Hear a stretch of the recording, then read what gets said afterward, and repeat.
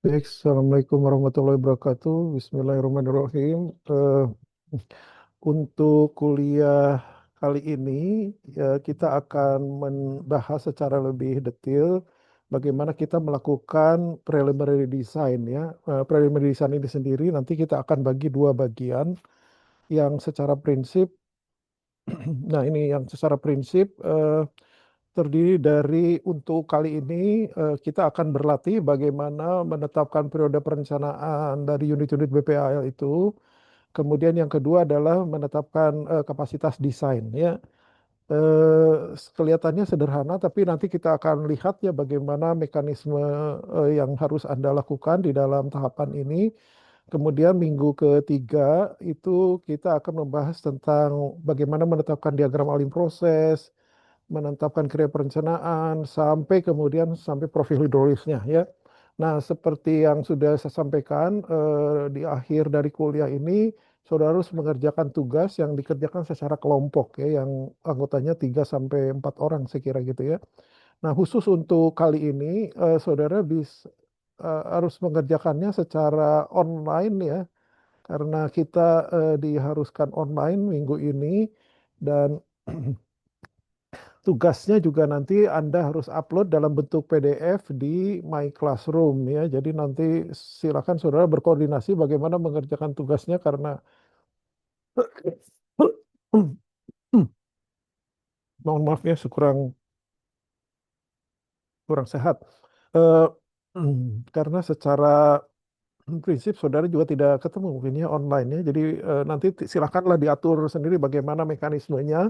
Tapi tugasnya sendiri itu nanti harus diupload di My Classroom, ya. My Classroom seperti biasa dengan format PDF, ya. Oke, jadi kita akan membahas dua aspek saja sekarang itu, bagaimana menetapkan periode perencanaan di unit-unit IPAL, dan kedua menetapkan kapasitas desain, ya. Jadi saya tidak akan panjang lebar sekarang ini karena saya ingin saudara bekerja gitu, ya. Oke. Pertama, yang harus saya sampaikan adalah bagaimana saudara menetapkan periode perencanaan unit-unit BPAL. Jadi seperti yang sudah di minggu lalu saya sampaikan, ketika saudara diminta untuk mendesain suatu instalasi, maka pertanyaan yang penting yang harus saudara eh, tanyakan pada diri sendiri dan juga pemberi tugas, yaitu berapa lama periode perencanaannya. Artinya, ya, saudara itu harus tahu berapa lama periode waktu yang akan saudara cadangkan agar instalasi yang saudara atau BPAL yang saudara rencanakan itu bisa beroperasi ketika sudah mulai beroperasi, ya. Apakah mau beroperasi 10 tahun, 20 tahun, berapa lama gitu, ya. Gitu. Jadi secara prinsip kalau dari definisinya itu adalah periode desain adalah periode waktu lamanya BPAL itu beroperasi sampai mencapai 100% kapasitas yang direncanakan atau full design capacity. Jadi artinya apa? Kalau desain perencanaannya 20 tahun misalnya, maka setelah 20 tahun itu secara teoritis, ya, BPAL itu sudah harus penuh ininya, ya, apa namanya, instalasinya tuh sudah harus penuh sehingga saudara memerlukan pengembangan atau perencanaan baru untuk bisa mengoperasikannya atau untuk bisa melayani eh, pelanggan atau masyarakat setelah itu gitu, ya. Jadi dalam kuliah yang lalu saya sudah mengatakan kalau saudara sebagai ibu punya bayi gitu, ya, bayi umur 1 tahun, terus kemudian saudara ingin membelikan baju untuk apa, bayi tersebut. Nah, biasanya kan kita tidak langsung menggunakan umur bayi itu sebagai standar. Misalnya bayinya masih 3 bulan, ya. Nah, kita misalnya mungkin beli bayi yang ukuran yang untuk 6 bulan. Kenapa? Karena kita ingin dia bisa memakainya sampai usia 6 bulan gitu. Setelah 6 bulan ya kita beli lagi yang baru gitu. Artinya apa? Artinya periode perencanaan kita terhadap baju yang dipakai oleh bayi itu adalah 3 bulan gitu. Karena 3 bulan saat ini usianya kan Terus kemudian bajunya dipakai sampai usianya 6 bulan. Berarti periode perencanaan kita adalah 3 bulan. Gitu intinya gitu ya. Yang dimaksud dengan periode perencanaan itu. Nah, karena kita bicara periode, pasti ada awal, ada akhirnya gitu ya. Awal perencanaan dengan akhir perencanaan. Nah, yang disebut dengan awal tahun perencanaan itu kapan? Nah, yang harus saudara pahami, awal tahun perencanaan itu adalah saat pertama kali BPAL itu dibawa operasi, ya. Sedangkan 100% kapasitas itu saat instalasi itu sudah penuh gitu ya, sesuai dengan yang kita harapkan ya, melayani seluruh penduduk yang sudah kita rencanakan gitu.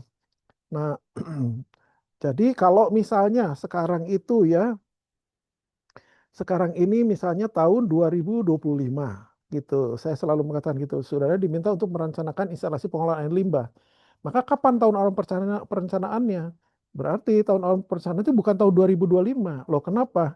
Karena saya mengatakan tahun awal perencanaan itu tahun pertama kali instalasi tersebut beroperasi. Sedangkan sekarang tahun 2005 saudara baru diminta untuk mendesain. Oke, kalau misalnya kita mendesain, katakanlah perlu waktu 6 bulan gitu ya. Setelah 6 bulan, terus kemudian ada masa untuk dilelangkan, ya, masa untuk dilelangkan mungkin 6 bulan, 3 bulan katakanlah. Jadi 6 bulan tambah 3 bulan, 9 bulan. Terus kemudian setelah itu kan masa pembangunan, katakanlah pembangunan 1,5 tahun misalnya ya. Berarti kan tambah eh, berapa bulan? 18 bulan ya. Berarti kan jadi 1,5 tahun itu 12 ya. Menjadi 27 bulan ya. Karena 6 ditambah 3 9 ditambah 18 bulan. Jadi 27 bulan. 27 bulan itu berapa tahun? Dua tahun 3 bulan kan gitu. Nah, dua tahun 3 bulan. Misalnya seperti itulah gitu ya. Artinya apa? Eh, Masa pembangunan eh, 1,5 tahun itu maksudnya sebentar ya. Saya perlu perjelas.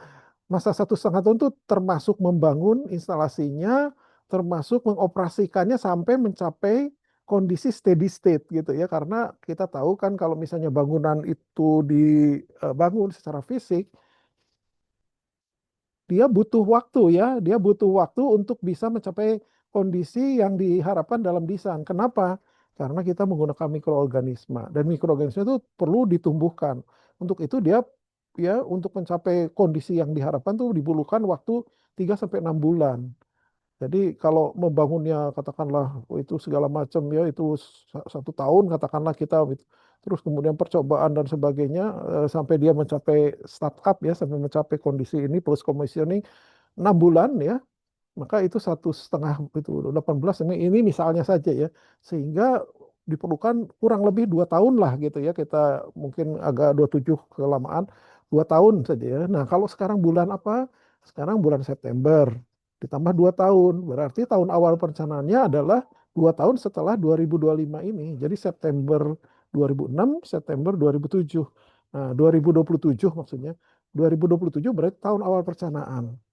Nah, artinya tahun awal perencanaan berapa? Kalau ditambah periode perencanaannya 20 tahun, berarti akhir tahun perencanaannya adalah 2020, 27 ditambah 20 tahun 2047. 2047. Jadi tahun 2047 itu adalah tahun awal perencanaan, di mana pada saat tahun itu atau desain years-nya itu sudah mencapai 100% kapasitas yang direncanakan gitu ya. Nah, karena itu ya kalau misalnya saudara sudah menetapkan kondisi 20 tahun itu 2027, apa yang harus dilakukan gitu ya. Nah, berarti eh, sebentar ya, ulangi lagi di sini. Berarti saudara harus memperkirakan berapa kira-kira kebutuhan air pada saat 2027. Loh, kenapa kebutuhan air? Kan kita mau mengolah air limbah. Iya, karena untuk bisa mengolah kapasitas air limbah atau debit air limbah yang akan diolah itu berasal dari kebutuhan air minum. Jadi kita misalnya harus menghitung berapa kebutuhan air minum pada tahun 2047. Dari situ 80% darinya akan menjadi air limbah kan gitu. Nah, di situ loh kita dapat air limbah. Jadi kita tuh merencana untuk tahun 2047, walaupun pada prinsipnya kita merencanakannya tahun 2025 ini gitu ya. Jadi ketika bangunan itu dibangun, hakikatnya bangunan itu sebetulnya difungsikan untuk 2000, eh, bukan difungsikan, dioperasikan ya sampai 2047 gitu. Karena itu dalam teknik implementasinya ya kadang-kadang yang dilakukan adalah pembangunan dilakukan secara bertahap ya. Jadi tidak langsung dibangun tahun 2027. Bayangkan ya kalau misalnya saudara bayi 3 tahun terus saudara ingin hemat gitu ya, menggunakan periode ulang mempunyai periode perencanaan sampai usia 2 tahun misalnya ya, sampai dua tahun dari 3 bulan. Berarti kan eh, selisih usianya tuh 2 tahun tuh kan 2 tahun tuh 24 bulan ya, dikurangi berapa tadi 3 bulan berarti 21 bulan ya. Bayangkan ya periode perencanaan saudara tuh 21 bulan untuk baju bayi itu. Nah kalau saudara kondisinya seperti itu, bayi masih 3 bulan tapi dipakai baju untuk 2 tahun gitu ya. Kan gitu kan sebetulnya yang bayangannya tuh kalau kita langsung membeli yang untuk bisa dipakai sampai 2 tahun, usia 2 tahun kan berarti kalau sekarang masih 3 bulan dia pakai baju 2 tahun kan gom, gombor gitu ya apa gombrang kalau dalam bahasa saya sih. Kebesaran gitu ya kan nggak enak bagusnya ya sama dengan ini juga kalau dibangun untuk 2020 2047 gitu ya sementara sekarang masih 2027 ketika dioperasikan kan kelihatan kan apa namanya tuh air limbahnya tuh baru sedikit karena kan itu pastinya bertahap gitu ya untuk bisa mencapai kondisi itu tuh. Sementara bangunannya sendiri sudah untuk 20 tahun ke depan jadi udah besar gitu. Nah, untuk menghindari seolah-olah menjadi over design ya, terlalu berlebihan, biasanya dibangunlah secara bertahap misalnya ya, dibangun untuk periode 10 tahun pertama, terus kemudian nanti setelah itu dibangun lagi untuk si 10 tahun berikutnya gitu. Bisa aja seperti itu, tapi itu sangat tergantung kepada sumber dananya. Nah, yang menjadi pertanyaan berikutnya adalah periode perencanaannya itu apakah berlaku untuk semua alatnya? Misalnya tadi kita berencana 20 tahun ya. 20 tahun itu untuk bangunan IPAL dari segi fisik, kapasitas fisiknya ya, misalnya gitu. Tapi di dalam hal tertentu fisiknya sendiri juga mempunyai umur pakai sebetulnya ya atau periode perencanaannya gitu.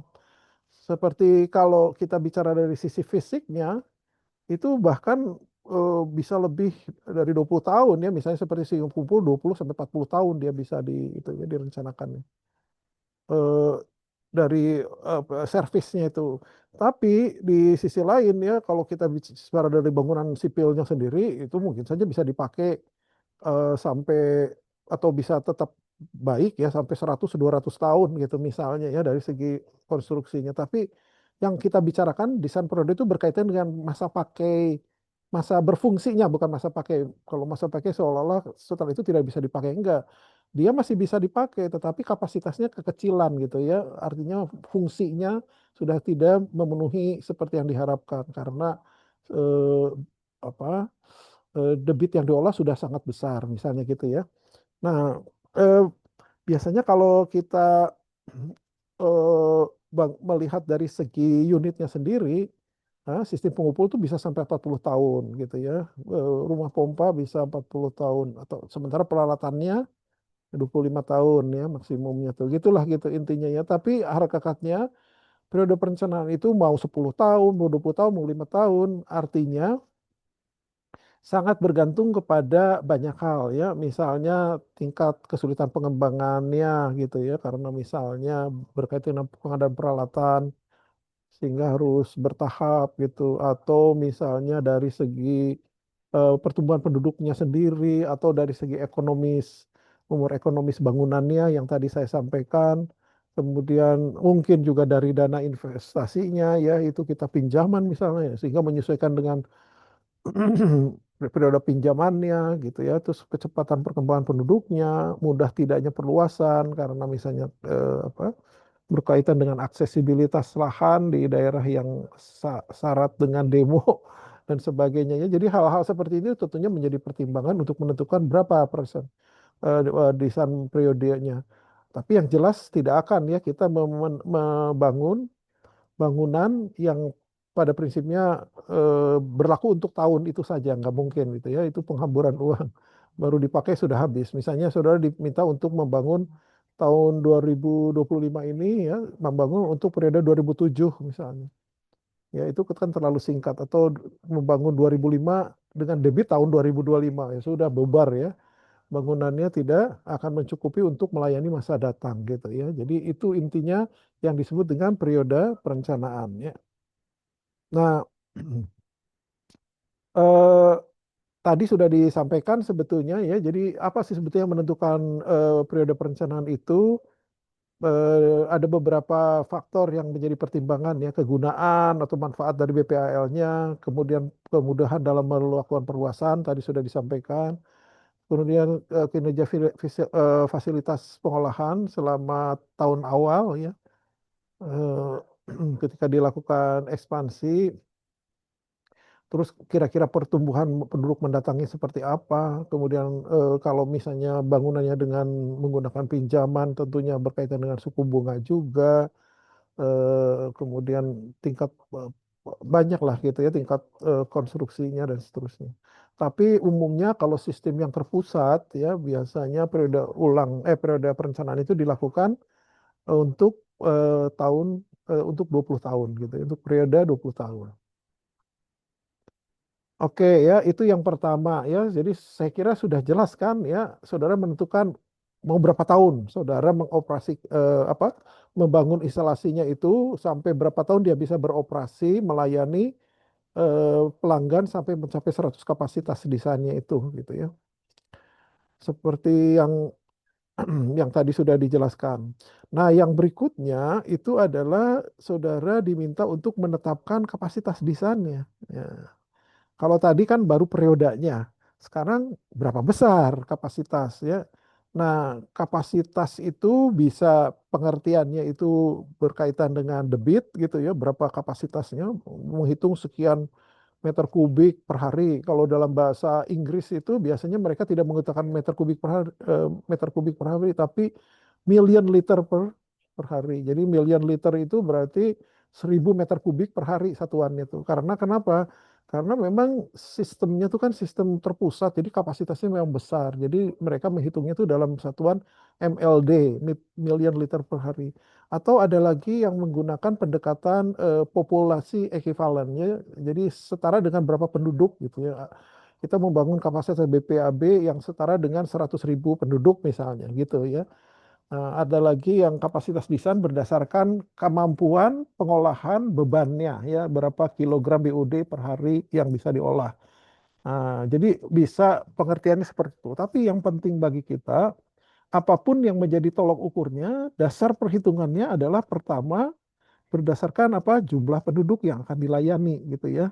Nah, kita sebelumnya kan saudara-saudara khususnya sebelumnya kan sudah membuat perencanaan sistem penyaluran air limbah ya, SPAL ya, SPAL-D. Nah, ini justru akan menjadi hal penting karena setidak-tidaknya harus ada kesinambungan ya antara eh, sistem jaringan yang dibuat, yang direncanakan dengan kipalnya ya. Jadi artinya di dalam hal ini harus disesuaikan. Mungkin yang berbeda itu apa? Yang berbeda itu mungkin pada saat saudara desain itu mungkin hanya untuk periode 10 tahun misalnya. Nah, sekarang ini harus ditarik ke 20 tahun misalnya. Bisa saja gitu ya.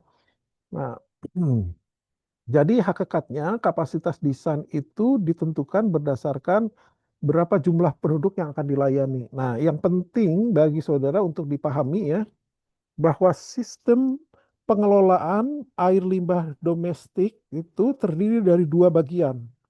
Terdiri dari dua sistem gitu ya, kalau boleh dibilang dimanapun termasuk di Indonesia. Pertama adalah sistem pengelolaan air limbah domestik yang terpusat, SPAL-DT, kemudian sistem pengelolaan air limbah domestik yang setempat. Tadi terpusat, sekarang setempat. SPAL-DT dan SPAL-DS. Nah, kondisinya di Indonesia saat ini itu yang setempat itu masih lebih dari 70% ya.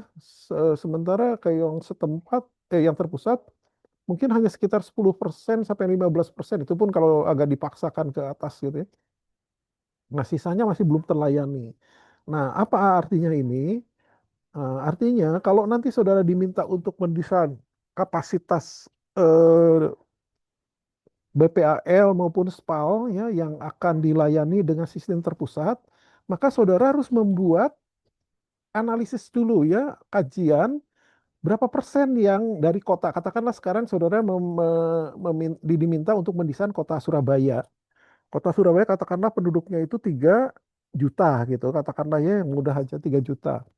Nah, maka saudara harus membuat skenario bahwa per tahun 2000 tadi kita sudah bicara 2047 ya untuk perkara bisa kira-kira berapa persen sih sebetulnya penduduk Surabaya itu yang dilayani terpusatnya, berapa persen yang dilayani setempatnya gitu.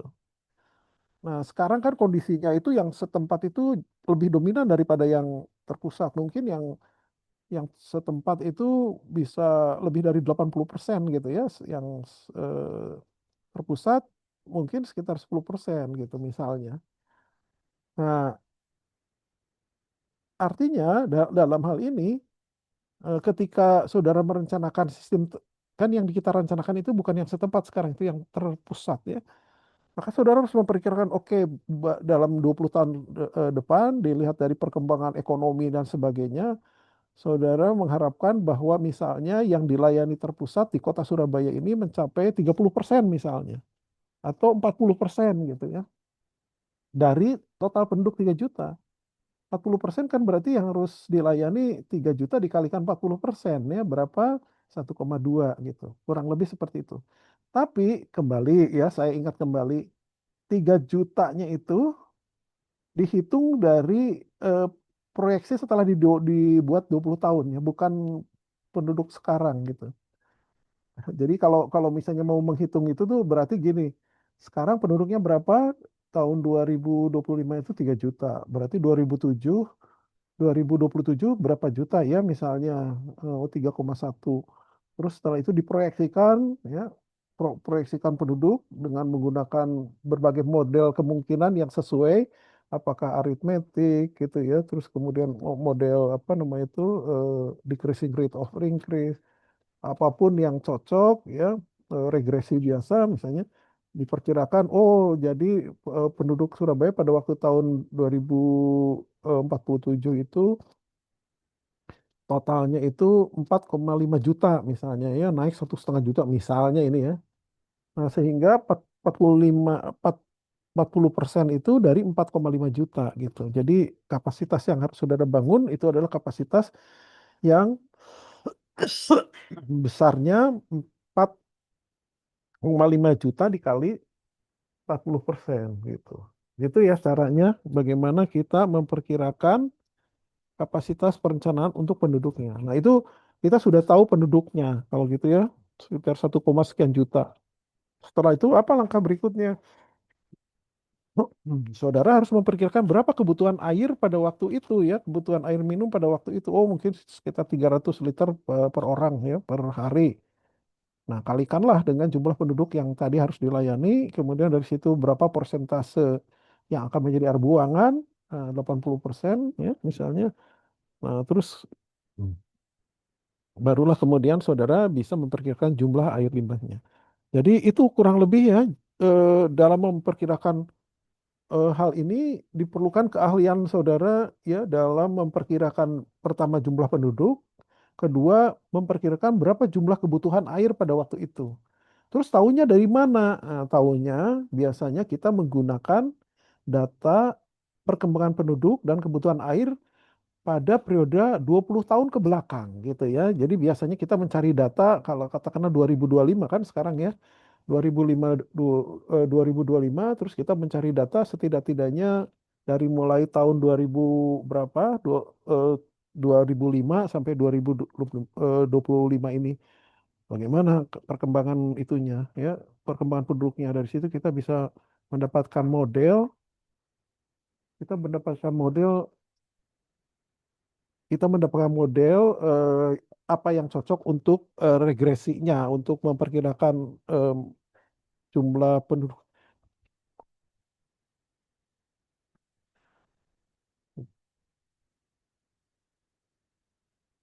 Jadi seperti itu ya.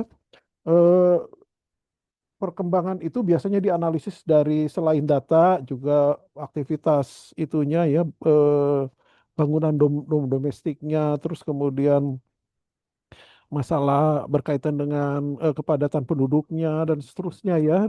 Ini akhirnya bisa menghasilkan bilangan yang bisa kita gunakan sebagai dasar untuk menentukan berapa jumlah eh, penduduk yang akan dilayani kemudian ya. Sedangkan yang menjadi poin lagi adalah tentang lokasi untuk instalasinya sendiri ya. eh, Secara teoritis tuh ketika kita akan membangun ada kriteria yang harus kita gunakan sebagai dasar untuk memilih IPAL. Tapi kalau saudara diminta untuk melakukan perencanaan detail engineering design ya di suatu kota, biasanya pemerintah kota sudah melakukan kajian feasibility study sebelumnya dan di dalam desain itu juga sudah ditentukan lokasi dari ipalnya, sehingga biasanya ini tidak menjadi hal yang utama. Namun dari satu sisi, ketika misalnya saudara melakukan kajian yang berkaitan dengan menentukan lokasi, memang ada pendekatannya ya, lihat dari segi ekonomis, dari segi estetika. Tapi yang paling penting adalah lokasinya itu adalah lokasi yang rendah ya. Jadi alirannya gravitasi, karena kita menginginkan sistem yang terbangun ini bisa menampung air dari sumber limbah yang berasal dari daerah lain, sehingga harus berada pada lokasi yang rendah karena alirannya gravitasi. Kedua juga yang menjadi apa concern biasanya itu adalah harus pada wilayah yang bebas banjir. Kita mengolah air ya. Nah, airnya itu harus terisolasi, terkontainment gitu ya, tersimpan di dalam unit-unit yang sudah kita sediakan. Jangan sampai karena di daerah banjir malah air hujan yang masuk ke dalam IPAL ya, dan itu akan menyebabkan IPALnya menyebar kemana-mana ya. Ini sangat bahaya sekali. Jadi bebas banjir. Jauh juga dari pemukiman dan komersial karena walaupun IPAL itu sudah didesain dengan baik, sistemnya juga baik, teknologinya juga canggih, tapi tetap saja ini adalah air limbah yang suatu saat ketika terjadi sesuatu bisa menimbulkan aroma dan bau yang kurang menyenangkan ya, sehingga bisa menjadikan masalah. Kemudian saya juga mengatakan dalam beberapa kesempatan yang disebut dengan lahan itu ya harus cukup untuk luasan bangun IPAL-nya, luasan kantor, workshop, ya dan utilitas lainnya ya termasuk bengkel, terus landscape, tempat parkir dan seterusnya, sehingga di dalam hal ini idealnya IPAL itu hanya mewakili sekitar 30% dari luasan lahan gitu. Nah, kalau misalnya dalam kondisi yang eh, terbatas, bisa sampai 50%, ya itu cukup ideal ya. Tapi kalau terpaksa sekali ya mungkin maksimum 70%. Tapi dengan catatan fasilitas lainnya tidak terlalu punya ruang untuk tersedia gitu ya. Jadi ideal yang paling bagus tuh antara 30 sampai 50% saja lahan itu yang digunakan untuk IPAL instalasinya, sementara yang sisanya untuk utilitasnya. Ya, itu. Terus yang lain-lain juga di sini dicatat adalah daya dukung tanahnya harus memadai, mudah dijangkau ya karena secara prinsip dia ada menggabungkan apa sumber limbah dari beberapa tempat ya. Oke ya, terus bagaimana dalam prakteknya? Nah, ini sekarang saya mencoba menjelaskan bagaimana saudara memproyeksikan kapasitas desainnya itu sendiri dari penduduk ya. Pertama, tadi sudah saya sampaikan ya, ketika kita sudah sepakat, oke, periode desainnya 20 tahun ya, dengan memperhitungkan kapan initial design year atau tahun awal perencanaan dan tahun akhir perencanaan kita sudah menetapkan oke misalnya tahun 2050 misalnya akhir tahun perencanaannya tuh. Berarti penduduk sana tuh berapa orang gitu ya saat itu ada berapa manusia yang hidup pada saat itu penduduknya. Nah, karena itu kita menggunakan data 20 tahun sebelakang. Tadi sudah saya sampaikan ya. Kemudian data itu kita olah, terus kita lihat ya dari segi ininya korelasi. Mama. Dari segi korelasi secara statistiknya bagaimana mana yang paling mendekati apakah metode aritmatik, geometrik, least square, decreasing rate of regress, bahkan logaritmik misalnya. Jadi dari situ nanti kita melihat mana yang paling punya apa model yang paling eh, bagus gitu ya. Seharusnya itulah yang kemudian digunakan sebagai metode penduduk. Oke. Berarti dari sini kita bisa memperkirakan penduduk pada waktu tahun 2050 gitu ya. Nah, terus kemudian kita harus menghitung. Berarti kalau kita tahu penduduknya sekian, kira-kira berapa beban kapasitas odilnya dilihat dari beban organik dan beban hidrolis. Apa yang disebut dengan beban organik? Beban organik itu menggambarkan berapa kilogram BOD per meter kubik per hari yang harus diolah. Jadi berarti sebentar ya, saya mungkin harus nulis di sini.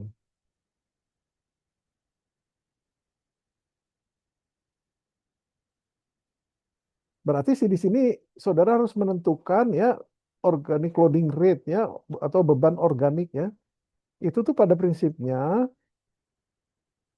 merupakan satuan yang menjelaskan berapa kilogram ya dari BOD yang masuk ke dalam unit kita itu nanti per satuan volume meter kubik per harinya.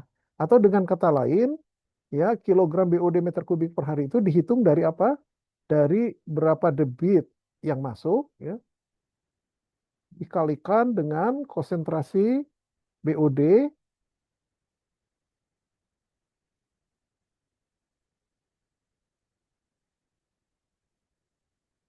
dibagi dengan volume reaktor, yaitu meter kubik reaktor gitu ya. Nah ini yang terakhir tuh harusnya MR ya, me- me- menunjukkan ini em, volume dari reaktornya. Mungkin R-nya tidak kurang jelas, ini diginikan aja. Hmm, bentar. Nah, gitu ya. Jadi ini secara prinsip adalah menjelaskan tentang ini. Ada juga kalau kita bicara menggunakan lagun ya, tapi kalau di kota besar biasanya kurang. Tidak, itu per hektar gitu ya, per hektar dari ponnya itu. Nah, tapi umumnya kalau kita menggunakan sistem yang konvensional yang biasa dipakai, activity process atau apapun ya, itu biasanya menggunakan satuan volume. Jadi debit dari air limbah dikalikan konsentrasi dari air limbahnya yang domestik ini dibagi volumenya. Nah, ini ada yang disebut dengan organic loading rate. Jadi kalau sederhananya itu ya organic loading itu tuh menjelaskan berapa sih setiap hari si mikroorganismanya itu harus diberi makan gitu ya agar proses pengolahannya berjalan baik. Nah, kemarin pada waktu kuliah pertama saya mengatakan kan kalau kita mengolah dengan menggunakan mikroorganisma itu ya kita harus tahu ya kemampuan mikroorganisme menerima makanan tuh ya seperti saudara aja kan makhluk hidup ya saudara kan tidak bisa dipaksa makan 7 piring sekali makan gitu ya.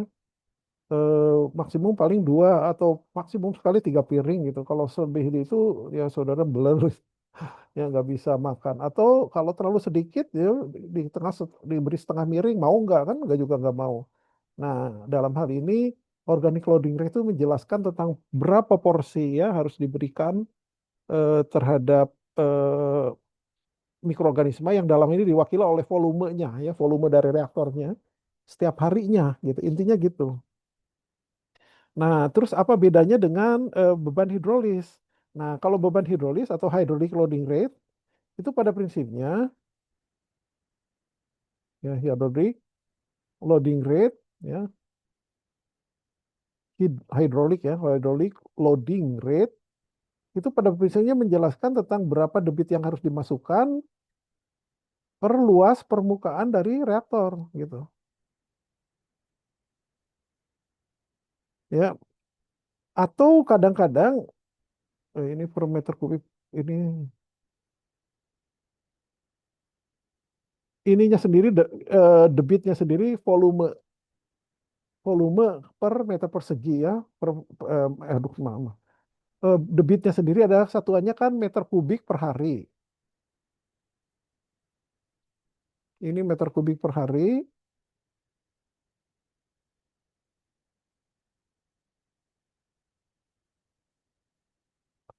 meter kubik per hari ya sementara ininya sendiri adalah luas permukaan ya. Jadi meter kubik dibagi meter itu sebetulnya adalah meter ya. Jadi meter per hari sebetulnya gitu.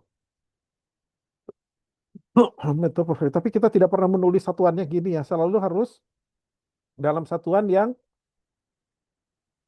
seperti ini, meter kubik per meter persegi per hari gitu. Satuannya tuh itu ya, meter kubik per meter persegi per hari untuk hydraulic loading itu. Atau bisa juga ya, satuannya itu adalah cuman meter kubik, meter kubik per hari ya gitu aja, debit saja gitu ya. Bisa juga seperti itu. Tergantung nanti ada penggunaannya ya. Tapi intinya kalau kita bicara hidrolik loading rate itu kita bicara hanya debitnya saja. Sementara kalau organic loading rate itu kita bicara bebannya, di mana beban itu adalah debit dikalikan dengan konsentrasi ya. Nah, itu intinya yang harus saudara perhatikan ya. Apa bedanya organic loading rate dengan hydraulic rate? Perbedaannya pada yang satu debit saja, yang satu debit dikalikan konsentrasi karena untuk mendapatkan beban. Itu yang pertama. Terus yang kedua ya, ketika saudara melakukan proses perencanaan, ya, organic loading rate maupun hydraulic loading rate yang digunakan itu ternyata berbeda-beda ya. Untuk ya, mendesain unit proses itu adalah unit-unit yang di dalamnya ada proses biologis atau proses kimia ya. Jadi itu biasanya pada tahap 2 pengolahan atau tahap 3 atau unit pengolahan lumpur itu adalah yang disebut dengan unit proses ya. Itu eh, dasarnya penghitungannya itu dimensinya dihitung berdasarkan OLR maksimum ya. Sementara kalau misalnya kita menghitung proses perencanaan tahap pertama itu yang saya bilang tadi sedimentasi misalnya,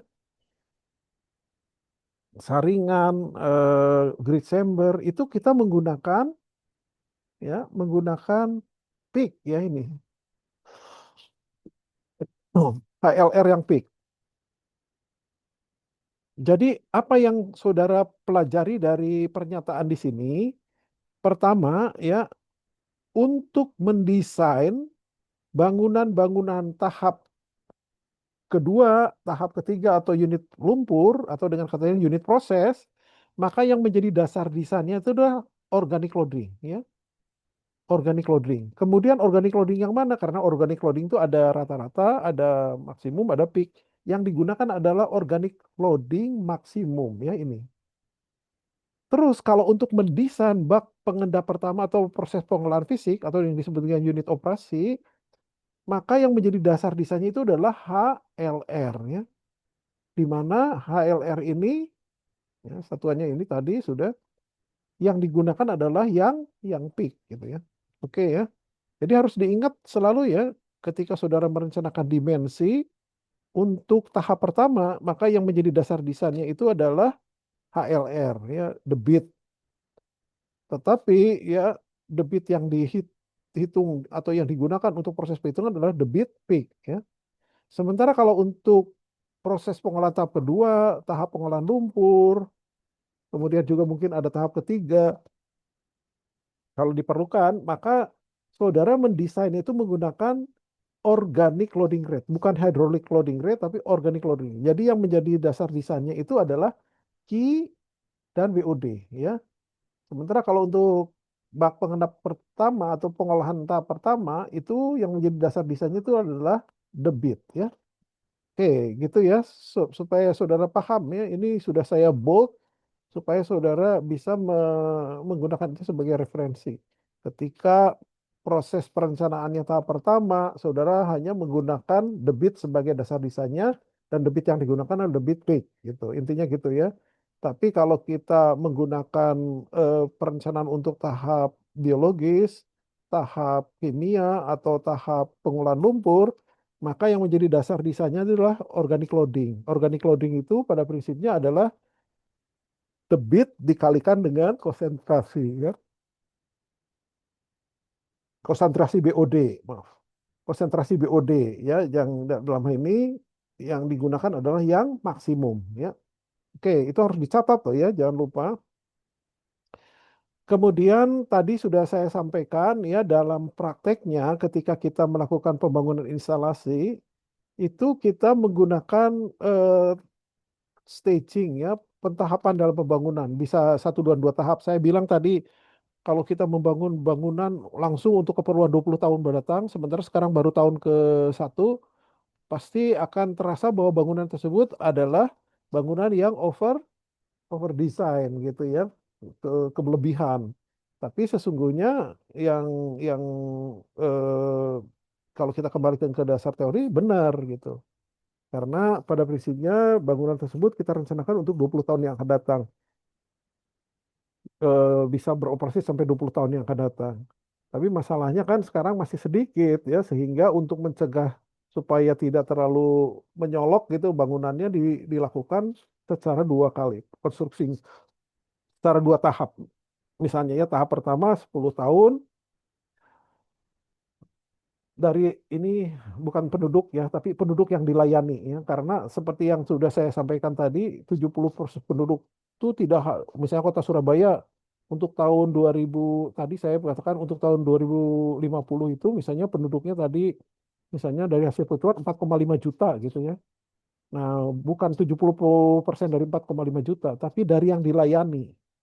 Jadi kalau misalnya penduduk Surabaya itu misalnya tahun 2050 ya, 2050 itu penduduk Surabaya itu misalnya eh, 4,5 juta ya, 4,5 juta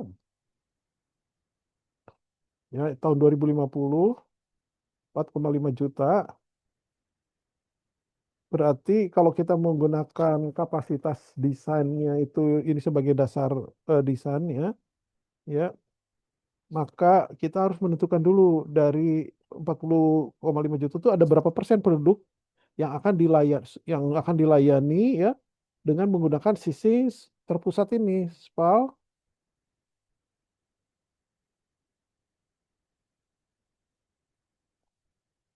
D ya.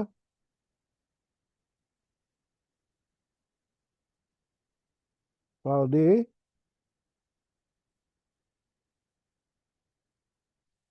misalnya saudara menceritakan sudah bisa berhasil mencapai 40% pelayanan ya pada waktu akhir tahun 2050.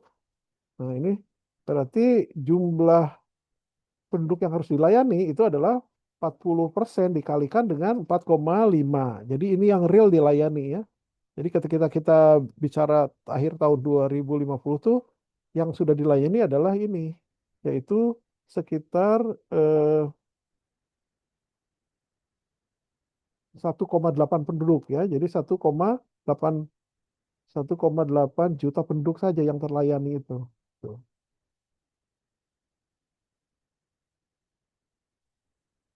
Ini adalah konsep yang saya sampaikan tadi ya. Jadi kita merencanakan tuh untuk membuat IPAL yang mampu mengolah sekitar 1,8 juta pada tahun 2050 ini. Ini ya 2050 dengan itu 1,8 juta ya. 1,8 juta itu pada tahun 2050 gitu ya yang kita gunakan sebagai proses desainnya. Nah, nanti kalau saudara mau melakukan perencanaan ini berarti 70% misalnya ini ya. 70% dibangun 10 tahun pertama gitu. Ya, itu 1,8 kali 70. Sisanya itu 20%, 30%, ya, ini 70, maka sisanya 70% baru dilayani pada tahap berikutnya gitu. 30%. Jadi artinya dengan kata lain pada eh, tahun ke-10, tahun ke-11 maksudnya setelah 10 tahun dia sudah dibangun seluruhnya ya 100%. Karena yang 70% sudah dibangun sejak awal pada waktu ini dioperasikan.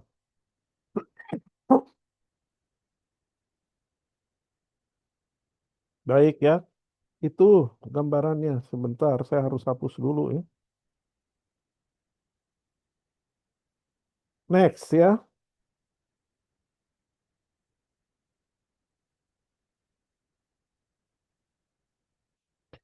Jadi ini hanya sekedar mengulang dari apa yang sampai sampaikannya tadi. Jadi untuk menghitung dimensi pengolahan tahap pertama atau pengolahan fisik, maka dasar yang digunakan adalah debit ya atau HLR atau meter kubik per meter persegi per hari yang pada prinsipnya adalah HLR peak ya, bukan rata-rata, bukan average, bukan juga maksimum. Apa sih Pak bedanya maksimum dengan peak gitu ya? Jadi gini ya, saudara harus catat juga, ingat ya. Jadi kalau yang disebut dengan the beat peak, kalau dalam bahasa Inggrisnya itu sebetulnya disebut dengan, terus bentar,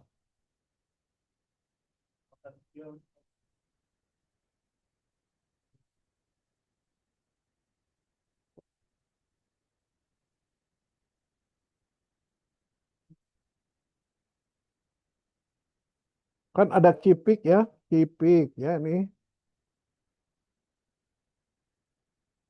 Ada lagi yang disebut dengan key maksimum.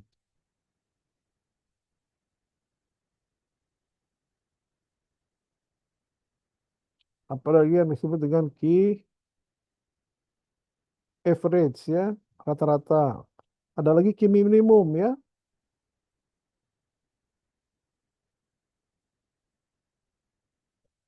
Kalau key minimum saudara biasanya gunakan pada saat mendesain sistem SPAL DT, saluran eh, sistem penyaluran air limbah ya.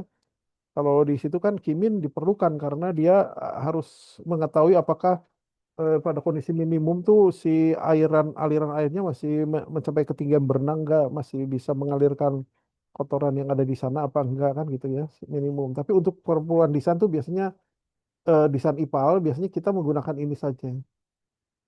Nah, ini di dalam bahasa Inggrisnya biasanya tidak hanya key peak tapi disebutnya key peak hour gitu ya. Sementara max-nya juga bukan max saja, biasanya max key max ini ada tambahannya lagi day, key max day. Nah, jadi bedanya apa ya? Kalau key peak hours itu adalah nilai air limbah paling tinggi ya dalam rata-rata 1 jam. Jadi intinya ya eh, key peak hours itu adalah debit rata-rata tertinggi dalam bilangan jam ya, dalam setiap jamnya mana yang paling tinggi. Misalnya gini ya, dalam satu hari misalnya kan ada 24 jam kan. Nah, pada waktu jam ke-0 berapa kira-kira rata-rata air limbah yang dihasilkan? Pada jam 1 ya, berapa rata-rata air limbah yang dihasilkan? Terus dihitung sampai jam ke 24. 00 lagi. Nah, dari sekian banyak pemakaian, bukan pemakaian, dari sekian banyak air limbah yang dihasilkan, kira-kira jam berapa yang paling tinggi? Oh, misalnya jam 6 ya, jam 6 sore itu. Karena orang tidak semua pagi pagi itu mandi gitu ya, tapi kalau sore kayaknya mandi semua. Sehingga pada waktu sore hari itu kebutuhan kebutuhan air minum dan limbah yang dihasilkan itu tinggi sekali. Nah, artinya apa? Artinya nilai rata-rata tiap jam yang paling tinggi itu kita sebut sebagai key peak gitu ya.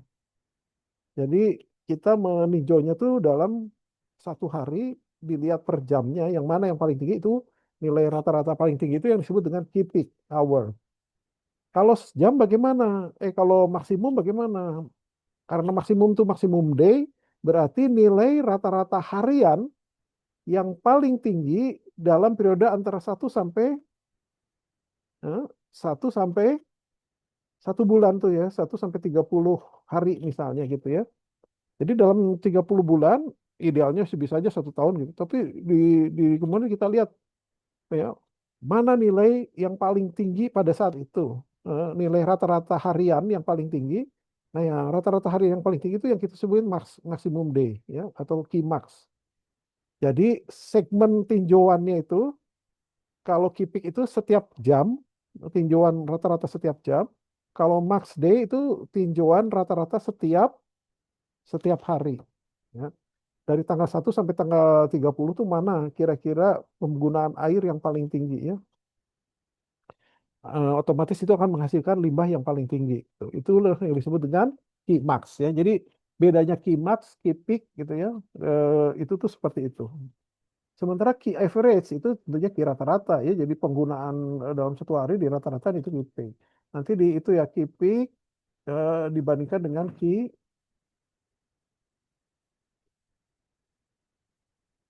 peak terhadap key.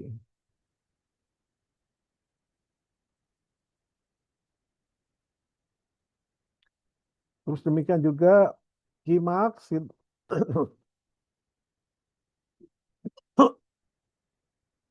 max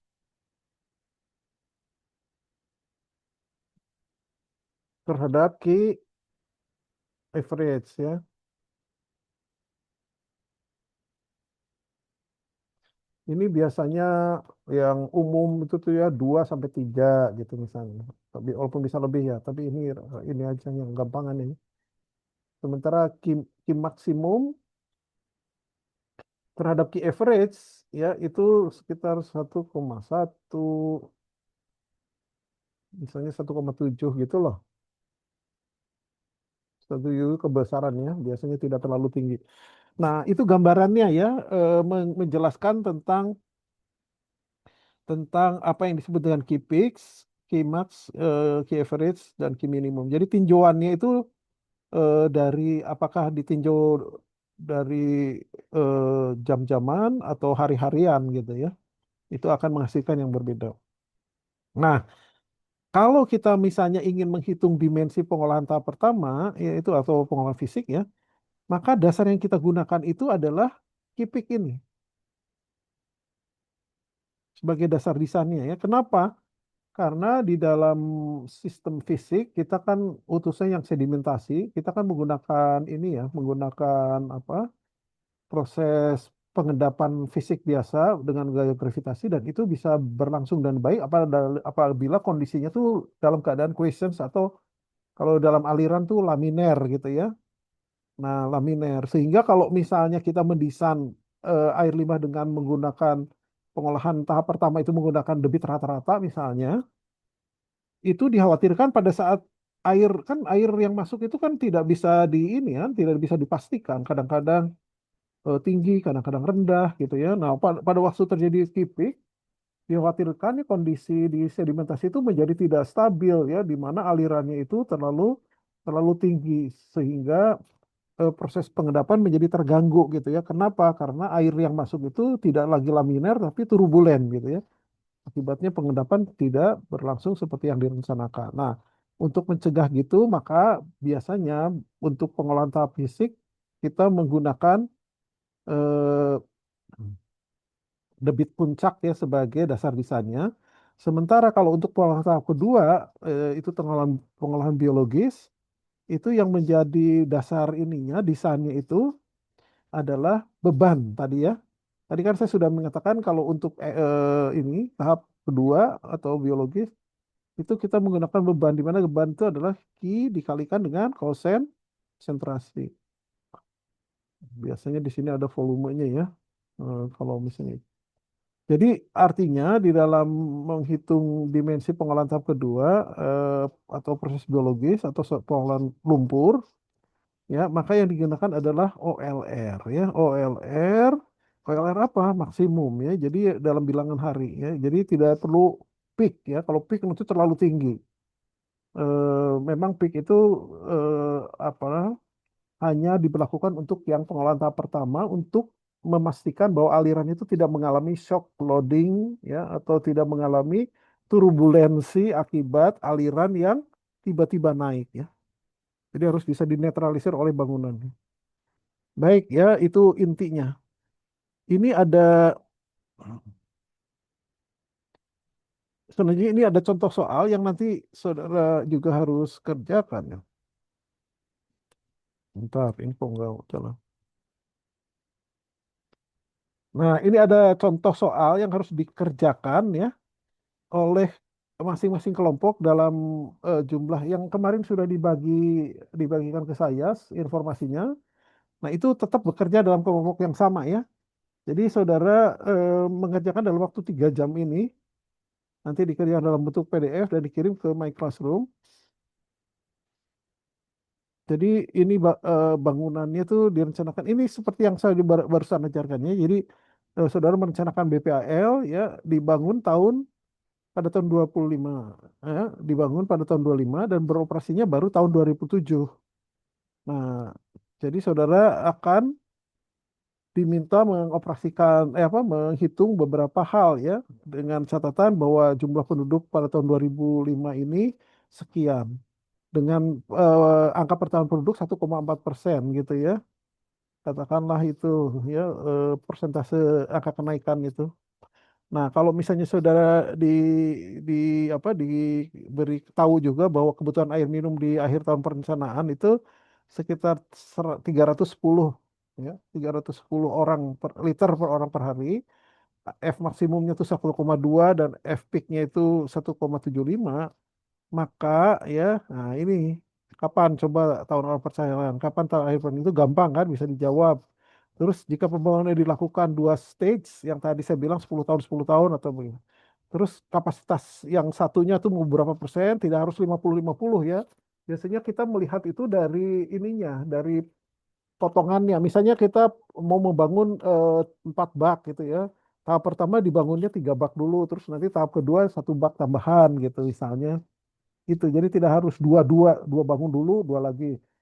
Semua tergantung pada skenario, hasil perhitungan proyeksi penduduk dan tentunya variabel lain gitu ya. Jadi itu. Terus kemudian dari data di atas ini saudara harus menghitung berapa beban hidrolis ya. Beban hidrolis tadi apa? Organic loading rate. Kemudian hidrolik loading rate ya. Kemudian beban organic loading rate. Ya, sesuai dengan rumus yang tadi disampaikan belakang itu berapa. Ini gampang ya, tidak sampai 5 menit saudara sudah tahu. Terus kemudian yang berikutnya ini tugas terstruktur ini ya. Jadi ini ada data air limbah seperti ini periode waktunya. Berarti ini kalau lihat dari periode waktu ini data untuk 1 hari ya. Data 1 harinya dari mulai jam 0 sampai jam 00 lagi itu limbah yang dihasilkan ini. Kemudian kualitas air limbahnya ada TSS sekian, BOD, COD dan seterusnya. Nah, kalau saudara mempunyai data seperti ini ya, kemudian saudara diminta berapa kapasitas desain yang harus saudara gunakan, bagaimana cara mengambil angka yang representatifnya gitu ya, itu kan jadi challenge-nya gitu ya. Coba saudara perhatikan ini data untuk 1 hari, ini data untuk 1 bulan. Ini yang 1 bulan ini hanya data-data debitnya saja untuk tanggal sekian sekian terus gitu ya berfluktuasi. Nah, kalau misalnya ada air limbah seperti ini, kira-kira debit berapa yang akan saudara gunakan gitu ya? Berapa angka debitnya yang akan saudara gunakan? Terus kalau misalnya prosesnya adalah proses biologis, berapa beban organik yang harus saudara gunakan sebagai dasar desainnya?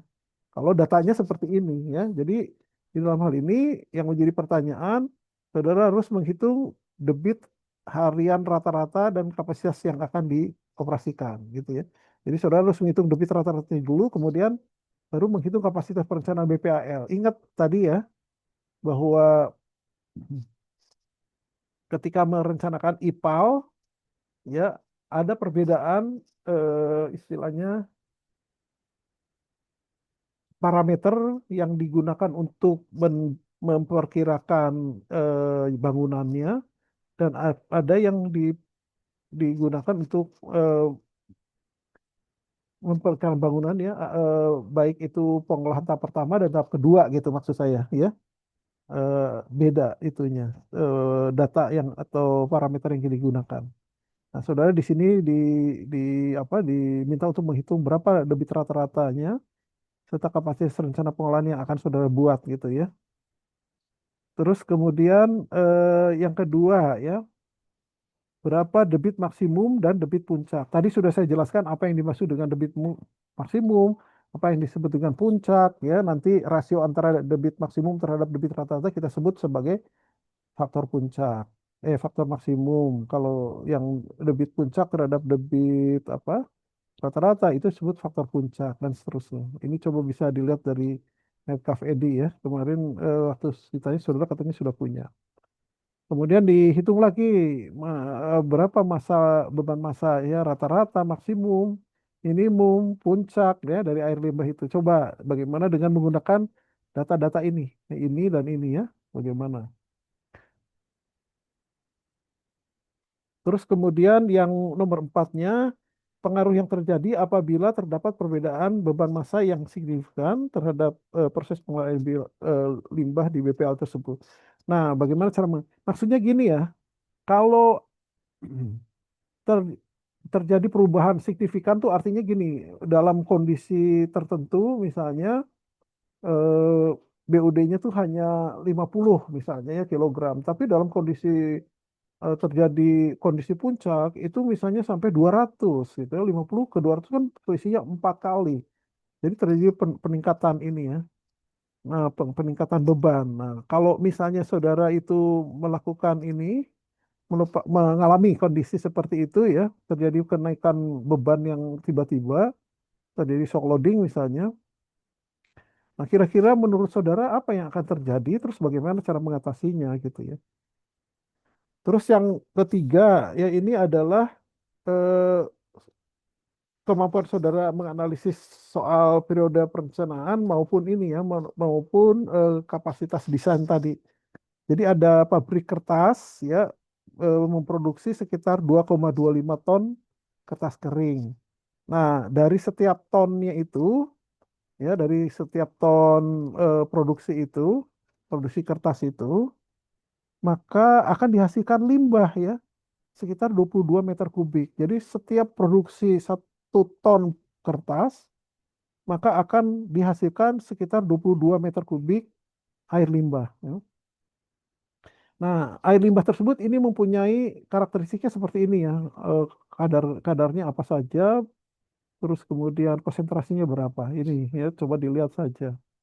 Nah, sekarang pertanyaannya ya, apabila mengacu pada Permen KLH nomor 5 tahun 2004, ya, saudara diminta mencek parameter air sumur apakah sudah memenuhi baku mutu apa enggak. Nah, jadi data ini ya, saudara hitung terhadap terhadap apa standar Kemen KLHK nomor 5 tahun 2014 ya sudah memenuhi apa enggak ya.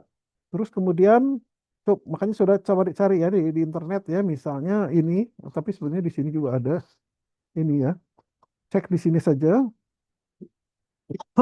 apakah memenuhi enggak baku mutunya dari air limbah tadi ya yang air limbah ini yang dari industri ini. Hitung coba aspek kadar maksimumnya dan beban pencemaran maksimumnya ya memenuhi enggak gitu. Bagaimana jawaban saudara? Terus kemudian jika air limbah tersebut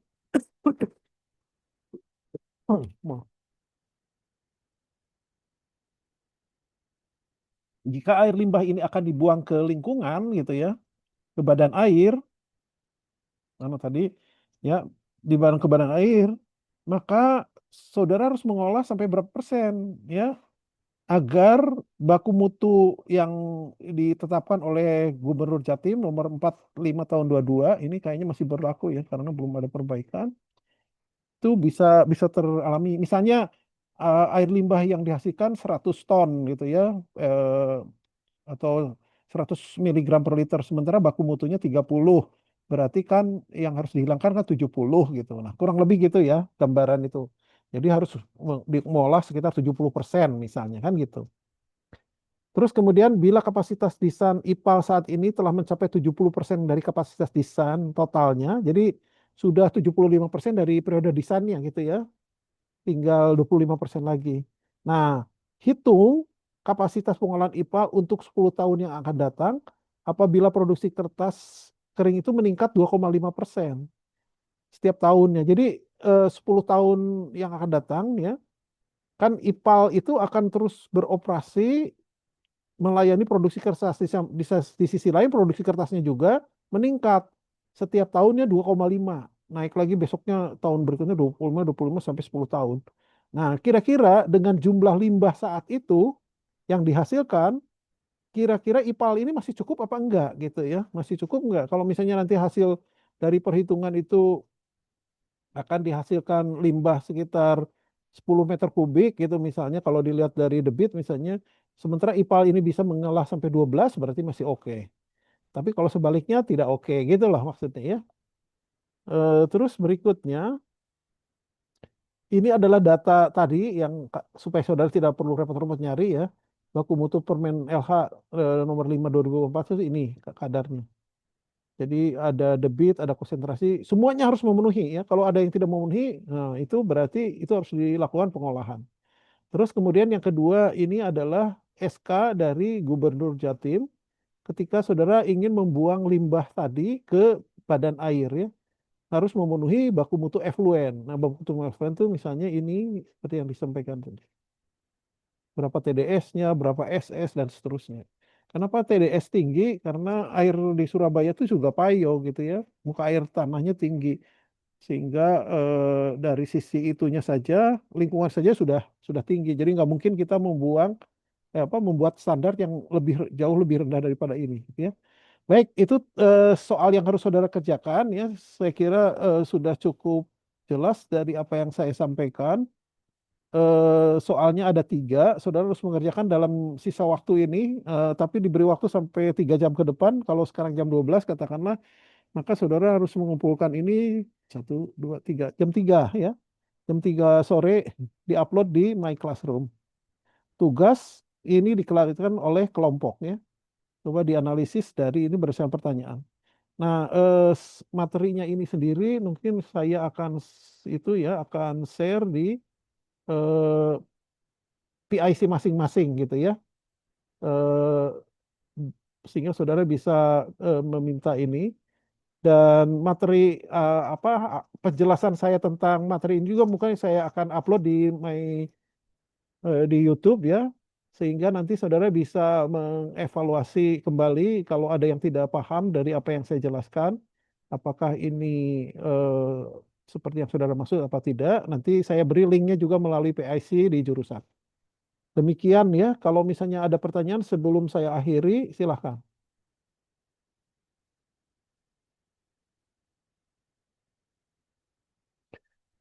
Baik ya, karena tidak ada, berarti saya harus akhiri kuliahnya ini, karena saudara harus bekerja ya, bukan berakhir kuliahnya. Bagi saudara belum ya, saudara Izin, harus. Pak. Ya, Ada yang mau tanya, itu ada yang angkat tangan. silakan, silakan. Oh iya, langsung aja. Oke, Pak, izin bertanya sebelumnya ini untuk nanti deadline jam 3-nya soal nomor 1 aja.